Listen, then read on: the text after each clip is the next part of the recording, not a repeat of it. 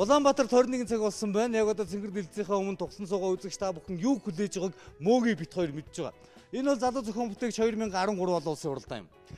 Оюунлаг хөдөлмөрч бүтээл залуучуудыг дэмжигч Newcom Group мөн түүний нэгдэлдэх Mobicom, Mobinet, EasyNet, Clean Energy компаниуд мөн Монгол Базалт компани за мөн аяллаа хөтөж New Jewel-ийн тур компани. Түүнээс гадна Enterprise Coca-Cola компани манай залуу зохион бүтээгчдийг ивент итгэн өнөөдрийн нэвтрүүлгийг явуулж байгаа юм. Ерөнхий ивент итгэгч шинэ бүтээл шилдэг санаа шийдлийг дэмжин хөгжүүлэгч Newcom Group. Залуу зохион бүтээгч нэвтрүүлгийг 2 дугаар шатны шалгаруулалт үргэлжилсээр байна. Бид та бүхэнд дараагийн бүтээл санааг танилцуулахад бэлэн боллоо. Энэ бүтээл Хүсэл аймгаас манад оролцож байгаа зохион бүтээгчийн бүтээл юм. Ялангуяа нас хязгаар хол аймагуудаас оролцож байгаа одоо бүтээлүүд маань хөвчлэн их нүсэр их том байгаад байна л да. За мэдээж замын зардал гэж байна тий. Бүтээлээ хийх зардал гэж байна. Та хоёр маань одоо яаж болгоод бүтээлээ тодорхой хэмжээгээр хийгээд аваад ирв? Бид хоёр яг өөрснөө зохион бүтээсэн борц ботлагч бүтээх зохиол бүтээл хийсэн л дээ бид тэр. Тэр бүтээлээр хийж хүнд захиалга авч хийж өгч хоёлаас хөрөнгөө босгож ээж тэгжээж бүтээлээ явууллаа да. Оо за ерөөсөө энэ тэмцээнд оролцох бүтээлээ хөгжүүлэхийн тулд бас нэг тийм өөр шинэ бүтээл хийгээд хийсэн байна шүү дээ. Тэр нь одоо хичнээн ширхгийг хийв. Бид хоёр одоо нэг ширхгийг хүнд хийгээд өгсөн байгаа. Одоо захиалгыг 3-ыг авцсан. Борц нутлагчаа юу? Тэгсэ 3-ыг одоо захиалга авцсан байгаа. Одоо тэгээ 3-ыг ер нь хийгээд нэг ажил нэг 30% тавьж байна. Ер нь бол хизэнээс залуу зохион бүтээгч уралдаанд оролцъё гэж ах トゥ хоёр бодож ив. Би тэр чиг нэг анх гарч ирсэнээс нь л хэлж үзсэн л дээ. Тэгэл нэг л бүтээл байгаад байдаг нэг орчдгийн мөгснэл логн гой сайхан нэвтрүүлэг байдаг. Ер нь тэгэл орё гэж зориг шолуудаад тэгэл ерөөс энэ жил хоёлоо бүтээлийн хоёлоо ерөөсөө л үйлдвэрлэх хэмжээний хоёлоо гоё хийж байгаа орё гэж удаал зүтгэлээ л дээ би тэр. Хоёрын маань гол зорилго юу байгаа вэ? Бид хоёрын зорилго малчтын маань хөдөлмөр хөнгөвчсөн юм хийх. Тэгээд аль болох их орондоо хэрэгтэй юм хийх л зорж байгаа да. Энэ малчт маань одоо 5 сая төгрөгийн патод тракторыг одоо өвс хадахын тулд авж байна. Тэгэхэд бид хоёрын малчт дээр өөрт нь тэр мотоцикл нь бэлэн мотоцикл нь бол байна. Энэ мотоцикл дээр огсраад хаддаг тоног төхөөрөмж ерөөсөө нэг сая төгрөгөнд л багтаад өвс хаддаг, тарамдаг тийм төхөөрөмж авах болцоо одоо манай малчтад бүрдэж байгаа. Бид бүрдүүлж чадна. Бид нар бол бүр туршаад бүр ер нь эцсийг харахын тулд зүтгэж байна да. Юм хийн гэдэг бас амаргүй ажил байгаа. Амар хэлбэр амжилт гэж хаана юу ах вэ? Бид нар бол заавал зочноо дуусгах ажил салдаг залуучууд. Тэрийгэж одоо харуулна. Харуулна. За амжилт хүсье. За баярлалаа. За ингээд зохион бүтээгч Мегмар Доржийг тайсны орж бүтээлээ танилцуулахыг урьж байна. Адад башилт Мегмар Дорж ба түүний багийнхан. Манай 2 дугаар шат гоё шүү дээ. Ингээд том бүтээлүүд орж ирээд гараараа хийсэн ингээл тий. Харахад сүрдмэр юу байгаа вэ энэ дотор? Энүүний маань бүтцсэн гэвэл араа, хурдны арцэг, хадуур, хойд, том араа, гол, тармор гэсэн хэсгээс бүрднэ. Энэ бүгд нийлээд ямар нэртэй бүтээл лээ? Монгол мот хадуур. Монгол хүмүүс бүтээсэн. Мот гэдэг нь мотоцикл орсооч. Тэгээ хадуур. За яаж ажиллах вүлээ? Мотоцикл нь хаанаас залгах вүлээ? Юу лээ гэдгээ сайхан 3 минутанд багтаагаад тайлбарлана да. За амжилт хүсье. Энэ нь болохоор мотоциклын хойдлын нугсан холбоог хойд дугуйтыг аваад авангуудаа нугсан холбооны оронд энэ боогдно. Энэ нугсан холбооны болтоор. Тэгээд нугсан холбооны болтны амаржиныг аваад амаржины оронд энэ хоёр амаржины болтоор боочно. Тэгээд амаржин маань болчихно. Тэнгүүд урдаас хөтлөгч гинж ирээд гинж маань энэ дээр ирнэ. Хурдны арсны энэ дээр. Тэгээд энэ маань болохоор урдаас тоормсны педалны тороос маань энэ дээр ирж залгагдчих өгөөд тарморны механизм ажиллана. Тэгэл үндсэндээ хадуур маань ажиллахад бэлэн болж байгаа маа. Мегмар Дорж ажиллаж үзсэн үү? Үзсэн биднэрт бичлэг байгаа. Бичлэг байгаа юм. За бүгдээрээ бичлэгэн дээр яаж ажиллахыг харъя. Энэ маань болохоор хадж байгаа юу нэ? Энэ нэг газрыг болохоор 1 цаг 30 минут, 2 цаг 30 минутаас 3 цагийн дотор хадна. Бензин зарцуулалтын өнгөл 2.5-аас 3 литрийг бензин зарцуулалт нь авна. Тарам хөдөлгөөний газрыг 1 цаг 30 минутаас 2 цагийн дотор тармна. Бензин зарцуулалтын үед болохоор 0.6 литр зарцуулна. Ерөөсөө хадах үед Энэ болохоор ингээ мотоциклэн дээр угсарцсан байгаа нь харагдаж байна. Энэ маань болохоор ингээ сенсний суурь хийж байгаа гэсэн байгаа. Энэ сенсний суурь маань давхар бас арам дээр бид нар бэхэлгээ хийж гисэн. Хадвар маань ингэ тойрох учраас арам дээр бэхэлгээ хийж гисэн. Энэ хойтлын нугсан холбоон дээр уртлын юун дээрээс боогдно. Сая тармуура яаж өргөөдсөн бэ бичлэгэн дээр нэг утсан шнө. Тий, тэр чинь бол нэгдүгээр шатанд дэвшүүлж орж ирсэн санааны одоо хувилбар тийм ээ. Тий. Зөв тий. Одоо бол тороосоор татах гэдэг байгаа шүү дээ тийм ээ. Тийм. Тэрнтэй ойр тэрнгээрээ л байгаа. Би нэг юм асууя л да. Хятад мотоциклчид 125 мотортой тийм ээ. Нэгдүгээр араа, хоёрдугаар араагаараа хөдөлж явна тийм ээ. Тэгэхээр энэ их одоо төмөр жинтэй бүтээлийг чирээ явахаар бензин зарцуулалт бол их байх баг. Тэгээд дээрээс нь чинь ийм хүн дэмч одоо мотоцикл маань тисгүй байлгүй дээ чи доорхноо. Бид нар бол маш их сайн нарийн тооцож хийж байгаа. Энэ маань бол тэр их хүн төмрийг бол хойд тэнхлэгэн дээр бүгдээрээ яаж байгаа. Энэ тэнхлэгний өргөн байх, хойд тэнхлэгний өргөн байх нь хүртэл энэ тармалаа урсан татах тэр бүгдийг нарийн тооцож хийж бид нар хийсэн байгаа. Уршаа явахад. Тэгээ арам мотоцикл дээр маань ирэх жингийн тэр хүчний үйлчлэл бүх юмыг нарийн тооцож үзсэн байгаа. Тэрүүн дээр бол яг энэ маань хойд тэнхлэг болоод энэ арам маань болохоор тэр яг тэр бүх жинтэй юмнууд маань бүгдээрээ хойно байдаг. Ерөнхий ивент итгэгч шинэ бүтээл шилдэг санаа шийдлийг дэмжин хөгжүүлэгч Newcom Group. Ижил төстэй бүтээгдэхүүнүүдтэй харьцуулж үзсэн үү? Юугаараа давуу, юугаараа сул байна? Ер нь ижил төстэй бүтээлүүд байдаг юм болов? Энэ яг энэтэй яг ижил төстэй мотоциклын яас ширдэг бүтээл бол байхгүй юм лээ. Бид тэр нэлээх судалгаа хийж интернетээр их судалж бас их хийж судалж үзсэн. Ерөөсөө ижил төстэй байгаагүй. Тэгээ бас энийг хийхэд бид тэр малчаа айлээ. Манай аав ээж малчин хүмүүс л байдаг л да. Тэгэл өв садлангийн үед гарах болно. Тэр үед ерөөсөө бид нэр хүмүүл зөөхтэй байдаг болохоор тэгээ энийг нэг ерөөсөө л нэг юм хадвар хий гэж бодоод хоёулаа. Угаасаа бид тэр өөр нь урд нэг хийсэн байсан. Тэгээ дүү угаасаа мотоцикл дээр хоёулаа хийгээд. Тэгээ бид тэр мотоцикл дээр хийгээд айл болгонд байдаг бүтээл дээр нь л хийсэн юм л доо. Мотоцикл бол ерөөсөө малчин айл болгонд байгаа. Уг нь хамгийн өртөг зардал багтаа 5 сая төгрөгийн патод хөдөлж авснаас битэрийн бүтээл бол 1 сая төгрөгөнд л гарч ирэх болоо. Та хоёр одоо хүмүүс захиалгаар хийж өгье гэвэл хэдээр хийж өгөх вэ? Тэр яг хоо материалаа ер нь бас Өндөр хэлж одоо зургатаар хэлчих чинь шүү. материалаа би тэр нэлээд сайн авч судалж үзсэн байгаа. Судалж үзээд яг хоо нэг бүтээлийг нэг малчтын гар дээр бол 1 сая 100 төгрөгөнд авч гар дээр болох болоо л гэж бодож байгаа. Ер нь сая 100 мянган төгрөг тийм ээ. За шүүгчд асуух асуулт. Одоо энэ мотоциклийн тооромжноос аваад тороос ингэ явна гэсэн шүү дээ. Тий. Тэр чинь тармуураа татах гэдэг болно. Тий. Энэ Мотоциклийн тооромж нь зөвхөн урд дугаараа тооромжлно гэсэн. тий урд дугаараа тооромжлно гэсэн. Мотоцикл юм маань юу ааж их явж байгаа учраас нэг их яах Нэг тооромжлох хэрэггүй. хэрэггүй шаардлагагүй. Энэ чинь хойноос чирээд ингээд бөөн хүчтэй байхад бол Бүр зогсохгүй тармуураараа тооромжлно шүү дээ. Тавилаа. Одоо энэ хадуураа яг өргөхтэй яаж өргөх? Хадвар өргөхдөө энэ тал дээр ахаар хэлнэ.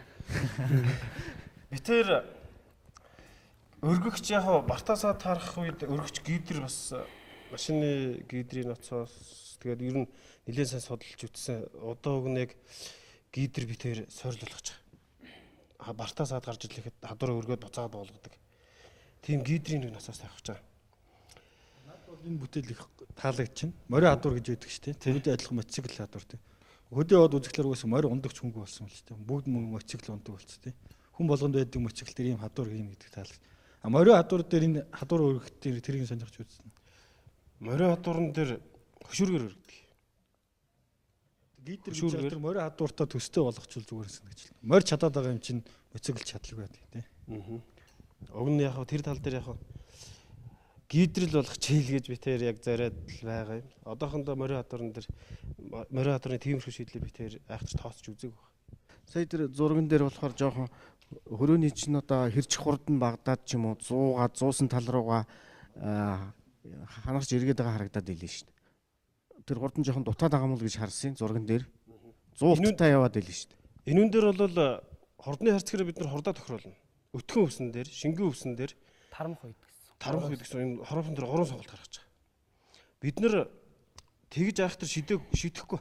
Бид нар ч нэг яагаад хадвар тал руугаа 100-аар тойроод байна гэхээр ерөөсө тойргийн гадна талаас нь дочин ирж бодож өвсөө заавал хаддаг байхгүй. Ерөнхийдөө эхэлж том зогоон гаргаад зогооноос дочин дандаа нар зүү эргэж дочин хаддаг хадууртай тал руугаа.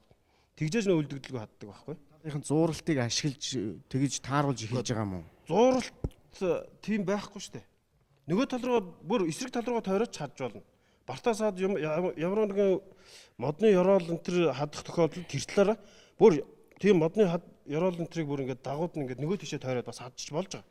Чулуу дайралтахаар өргөөд дараа нь буулгаа явдаг. Эн чинь нэг тийм өргөж буулгах юм хурдан шуурхай тийм юуг болохоор чинь одоо тэрийг бол яг дандаа л тойрч гарах болох уу? Хоосон хадцсан байгаа газараар ч юм уу? Тэрүүн дээр гидрийн механизм тавьж өгнө.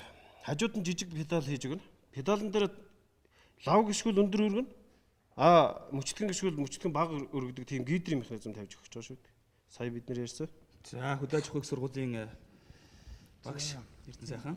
Гидрийн механизм тавихаар ямар ноцоос тавих вэ?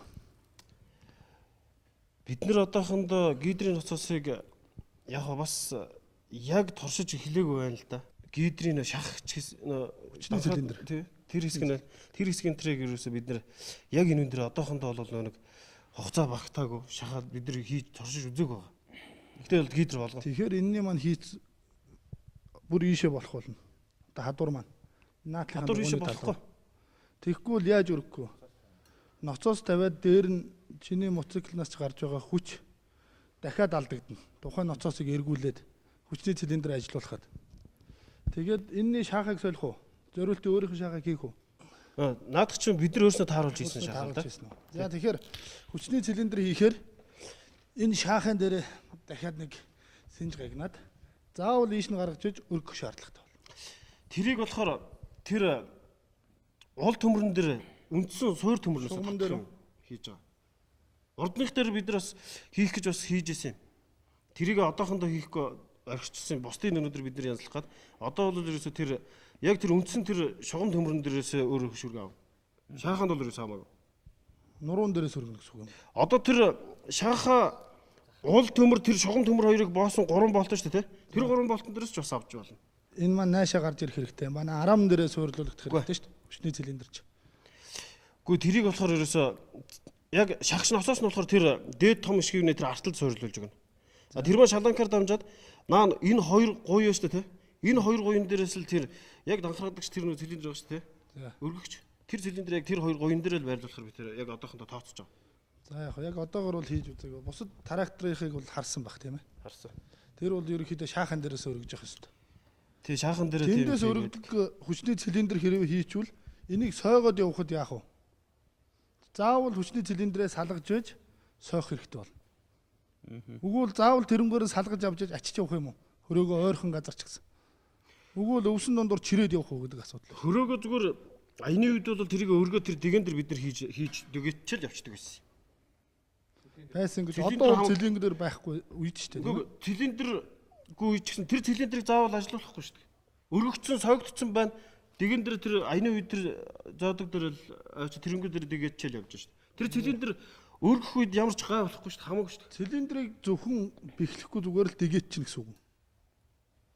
Цилиндр маань тэр гуйн дээр л зоогдсон шүү дээ. За энэ ойлголцохгүй шиг байна.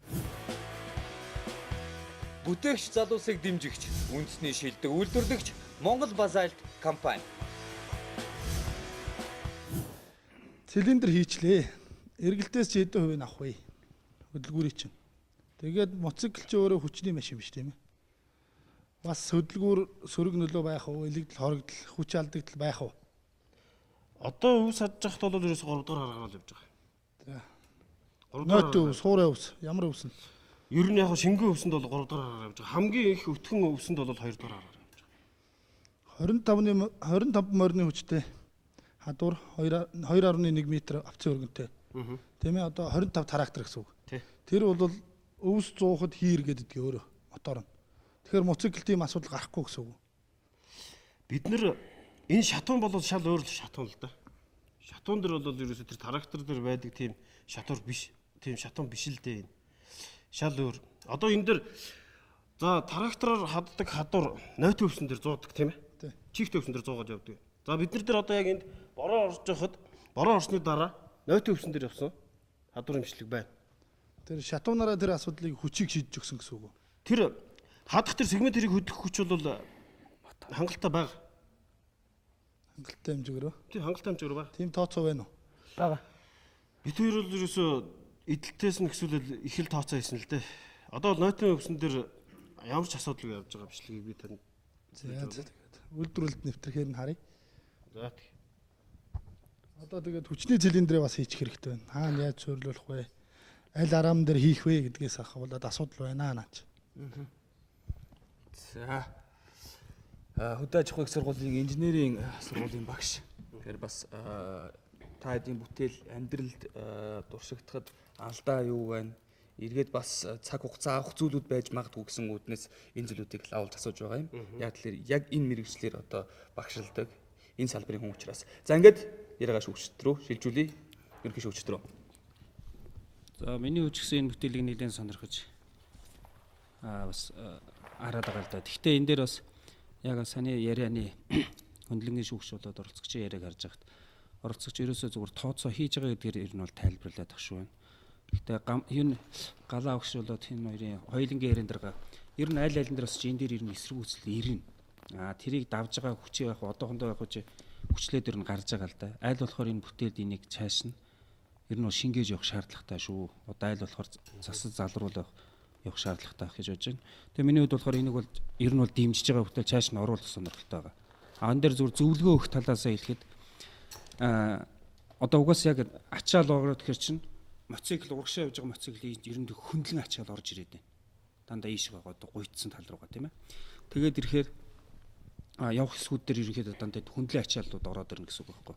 Тэрийг бас жоохон бодолцох хэрэгтэй байна. Бас энэ одоо энэ чүмгнүүдээр ингээд олбцсон байгаа шүү дээ. Яг үнэн хэрэг дээр урагшаа зүтгэж явах хувьд энэ хоёр дээр чинь нэлээд ачаал орж ирнэ.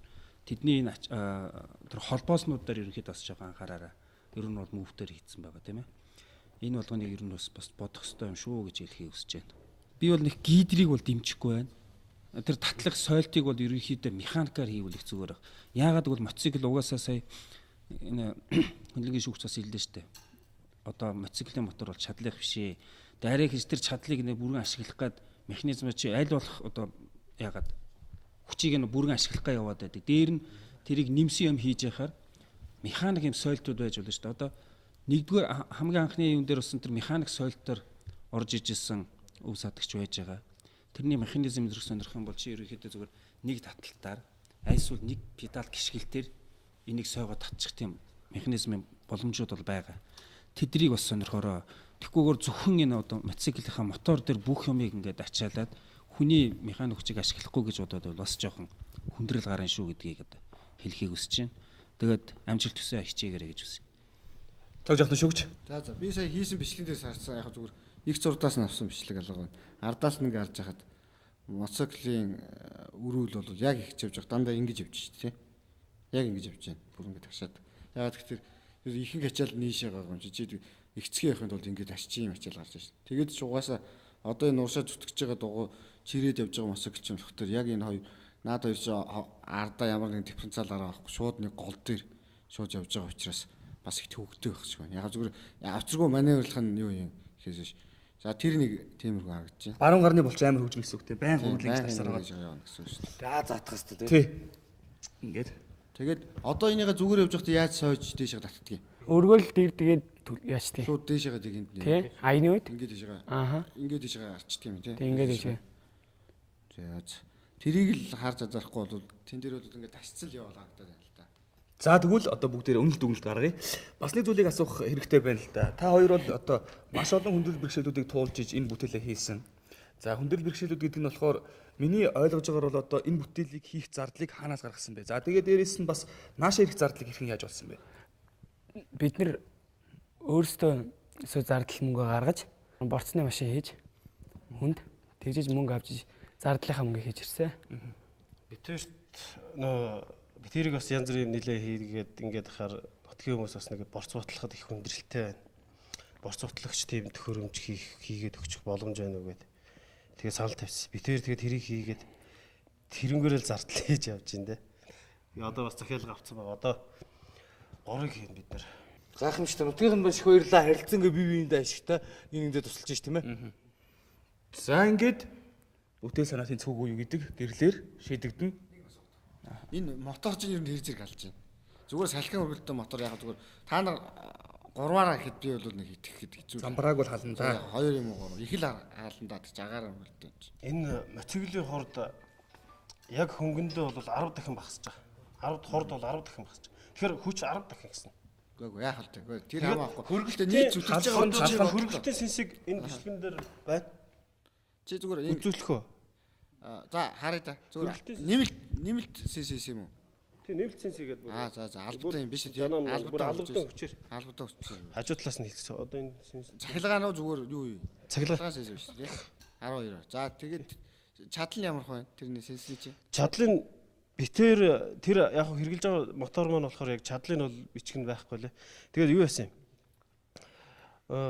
Мотоциклын компьютерыг авч тавиад мотоциклыг асааж агаад хэрэглэгчүүдэд бүгдийг хэрэгл асаагаад тэгээд яаж яхад зүгээр мотоцикл компьютергүйд нормалж жахад нөөс сэнс маань ямар ч нөө адилхан ажилтгаар ажиллаж байгаа. Бид нар тэгж л чадал бол тэр одоо бүх юм чинь та нарт бол тэр мотоциклын чинь хөдөлгөөр яаж чалж байгааг бол та нар хэмжиж мэдэхгүй байгаа шүү. Тэгэхээр чи одоо ийм моцогл чи нэг дугуйтай байсан бол хоёр дугуйтай. Тэгээд баахан үүс хадаад ингээ ажиллах явахад нилээн хүч ардагдан. Тэгээд дээр нь захилгаанаар ингээ өргөнөх тэр бас л хүндрэлтэй нилээн удаан ажиллаулаа явсны дараа л орохгүй. Наад чинь бол яг тэрэн дээр бол би итгэхгүй л байна. Одоо хитэн цагч үеийн ажиллуулахад бид нэр морин алдар бол ингээ явж байгаад ингээ харж байгаа татчихдаг шүү дээ. За саад бол чи тэгээ одоо яг тиймэрхүү садлан яаж одоо татчих явж байгаа вэ? Урдталтан суудсан байдаг. Хадуур чи ардталтан явж идэг. Урдан сууж байгаа болохоор бүр харин ч давуу талт. За. Төрүүлж урдчилж харах юм уу? Асуудлаа харна штэ. Одоо бол зүгээр л дата явж байгаа зү тий. Одоо бол гэхдээ яг одоо бол ерөөсөө шууд явж байгаа л гидр хийгээг учраас бид нар бартаа гарлаа зогслоо өргөж гаргачаа тэгэл явж л байгаа л. За ингээд шүүгчдийг гэрэлслаа.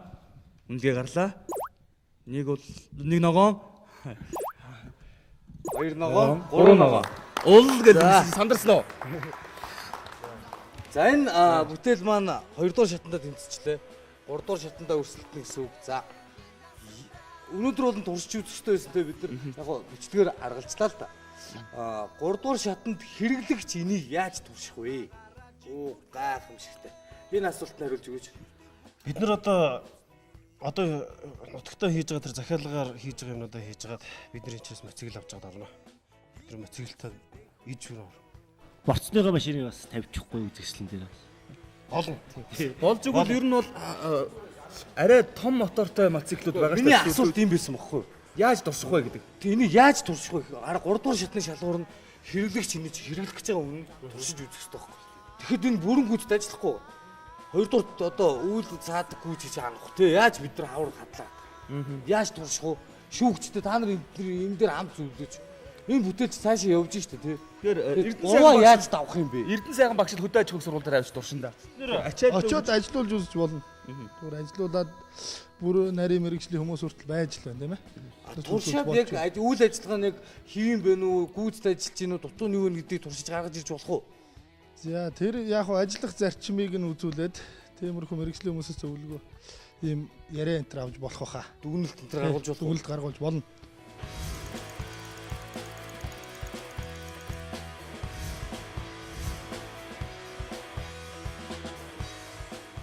Үеийн үед залуу зохион бүтээгч нэвтрүүлэг 3 үйлрэл явагдахад байнга маргаан дагуулдаг айраг бүлэгч гэдэг одоо бүтээлийг бүгд нэр танилцуулнаа. Зүг. За дүрсгий харъя. Энэ Монгол уламжлалын айраг бүлэгт бид нар энэ айргийг айргаар бүлэх технологи гаргасан. Бид нар энэ туршилт хийхэд тулд энэ шилэн саунд хийж агаарын мөглөг яаж орж байгааг харуулахын тулд шилэн саунд хийсэн. Энэ Монгол уламжлалаар бүлэхэд айраг бүлэхэд ийм хэмжээний агаар орж байна. Бүлүүрээр дар цоход. За бидний энэ айраг бүлэх арга маань болохоор энэ. Энэ савтай айрагны оролт 12 вольтын 200 вольтын помп барилна. Помпороо шаланкаар айрыг дээш нь шахаад буцаагаад айраглогоо хүчтэй даралтаар шахахад агаартаа нэгдэж хуйлралт үүсгэснээрээ гол маань эргэлдэж энэ хушуунд маань ийм эргэлдэгч юм гол байгаа. Голоо дагж эргэлдэж гарч айраглогоо орохоор илүү их агаар орж байгаа. Бид нэр торч үзсэн л дээ. Шулуун цацж үзсэн. Шулуун цацж үзэхэд агаар бага орж илээ. Эргэлдэх цац. Гэж эргэлдэж ор цацж өгөөрөө илүү агаартай орж. Найраг маань их юу шүү дээ. Металлын хөнгөн зам маань иддэг. Тийм учраас айрагндаа тааруулж помп авах хэрэгтэй. помпондоо тааруулж шүүрээ авах хэрэгтэй. Шүүрнийхээ нүхний хэмжээтэй хушуугаа хийх хэрэгтэй. Хушуу хэрвээ тэр хоёрыг тааруулахгүй хийх юм бол хэрвээ хошуун дээр минь очиод юм тээглэхэд бөглөрөл үүснэ. За юу би ирчихв. За тэг. За баярлаа. Юу 2 дугаар шатанд бүтээл маань ингээ байж хэвчээ энэ шиг. Тэгтэл бид нар тим юм аавна. Тэрнтэй холбоод тэрийг тэгж ажилуулад тэгээ арга эсгэнэ гэ бүтээл маань хаана юм бэ? Бэст томд найзгаа аврыг гэдэг шиг юм боллоо л та тий. Бид нар энэнд болохоор энэ яг хөрөнгөний асуудал болсон байхгүй. Бид нар гол бүтээл маань энэ. Гэхдээ бидний энэ айраг бүлэхийн санаа маань бол ерөөсөө хийхэд бол бас маш олон төрлийн помпод байна. Энийг авч бид нар бас яг аль нь болох аль нь зохицохыг бид нар авч шилжиж, сонгож, тэгжээж хийх хэрэгтэй байхгүй. Тэгээ хөрөнгнөөс болоод яг бүтээлээ бол хийгээгүй. Гэхдээ туршилт хийсэн, туршилтаа аваад ирсэн. Туршилтын бичлэг. За манай нэвтрүүлгийн байнгын үзэгчнийг ах байдаг. Намайг дуудаж уулзаад Мөнхбаатараа танай залуу зохион бүтээгч нэвтрүүлгэрч одоо айраг баг 10 төрлөөр орж ирэл айраг эсгэгч тийм ээ. Тийм учраас ингээд наадуудаас шилж яагаад 2 3-ыг нийлүүлээд нэг бүтээл гаргаад Монгол түмэнд айраг одоо бүлэгч хийгээд өгөөч гэсэн юм хэлс. Тэгэхээр одоо бүх сайнуудыг нийлүүлж яагаад 2013 та ямар ч гэсэн нэг айраг бүлэгчтэй болъё бүгдээрээ. Тэгээ энэ удаад бол туршилт авчирсан учраас шүүгчд одоо шууд үнэлт үнэлтэд гарах болов гэж бодож байна. Тэгэхээр айраг бүлэгч Мягмар доржийн багийнхны айраг бүлэгч 1-р шатанд тэнцсэн 2-р шатанд бид нар одоохондоо харахгүйгаа та бүхэн үнэлт үнэлтээг ирлэр өгөөч.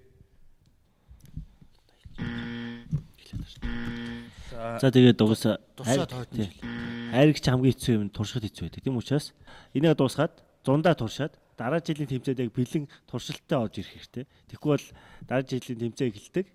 2 дугаар шатнд орж ирэх болохоор айраг турших боломжгүй байлаа гэдэг асуудал үүсэх учраас энэ чинь бол дараа жил орж ирэх л бүтээл. За. Айрагтай үед амар эхэлж яхад ирээрээ дээ тэгээд. За. Энэ нэг болох байсан юм да. Болох байсан гэдгээ дараа бидэнд туршаад үзүүлээд нотлоод үзүүлчих. Олон л доо бүтээсэн байх хэрэгтэй. Үрмээрээ бүтээсэн 100% юм.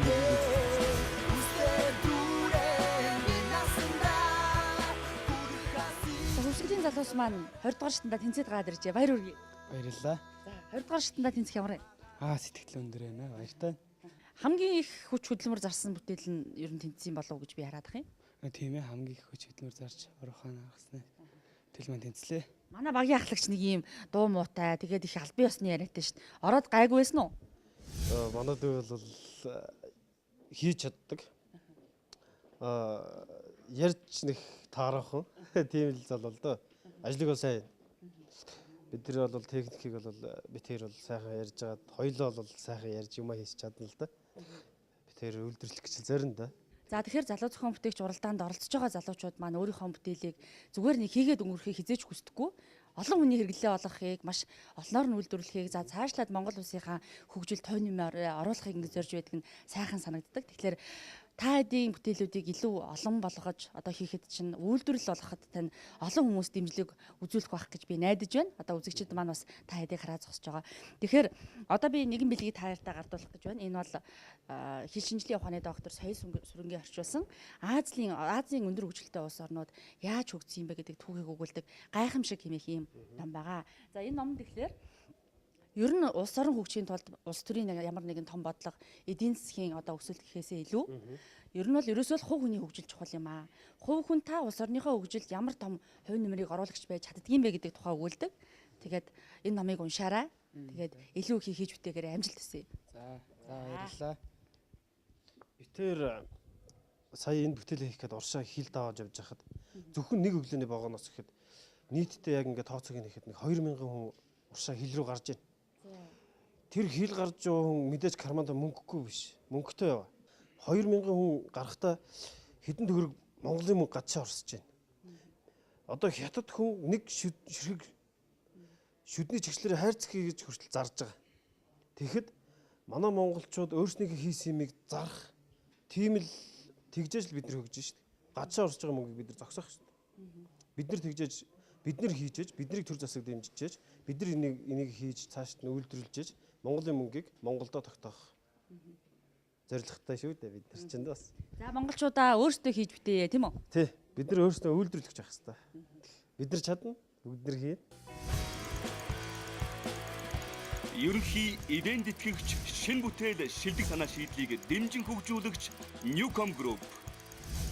Бүтээгч залуусыг дэмжигч, үндэсний шилдэг үйлдвэрлэгч Монгол Базальт компани. Залуу зохион бүтээгчдийн аяллын хөтөч New Jolchin Tour компани. Санаагаараа жигүрлээ